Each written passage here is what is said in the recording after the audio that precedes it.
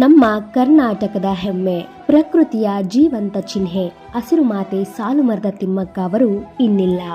ರಾಮನಗರ ಜಿಲ್ಲೆಯ ಹುಲಿಕಲ್ ಕಡೂರು ಹೈವೇ ಮೇಲೆ ಸುಮಾರು 4ರಿಂದ 5 ಕಿಲೋಮೀಟರ್ ದೂರದವರೆಗೆ ಅವರು ಬೆಳೆಸಿದ 385 ಆಲದ ಮರಗಳು ಮತ್ತು 8,000ಕ್ಕೂ ಹೆಚ್ಚು ಇತರೆ ಮರಗಳು ಅವರ ಜೀವನದ ನಿಜವಾದ ಪರಿಚಯ. ಮಕ್ಕಳಿರಲಿಲ್ಲವಾದರೂ ಅವರು ಪ್ರಕೃತಿಯನ್ನು ತಮ್ಮ ಕುಟುಂಬವನ್ನಾಗಿ ನೋಡಿದರು. ಬಿಸಿಲಿನಲ್ಲಿ ನೀರು ಹೊತ್ತುಕೊಂಡು ಗಾಳಿ ಮಳೆ ಎದುರಿಸಿ ಒಂದೊಂದು ಗಿಡಕ್ಕೆ ಜೀವ ತುಂಬಿದವರು. ಈ ನಿಸ್ವಾರ್ಥ ಸೇವೆಗೆ ಅವರಿಗೆ ಪದ್ಮಶ್ರೀ ಸೇರಿದಂತೆ ಅನೇಕ ರಾಷ್ಟ್ರಮಟ್ಟದ ಗೌರವಗಳು ಸಿಕ್ಕವು. ಆದರೆ ಅವರು ಹೇಳುತ್ತಿದ್ದ ಮಾತು ಒಂದೇ: ಮರಗಳು ನನ್ನಷ್ಟು ಬದುಕಲಿ, ಅದುವೇ ನನ್ನ ಪ್ರಶಸ್ತಿ.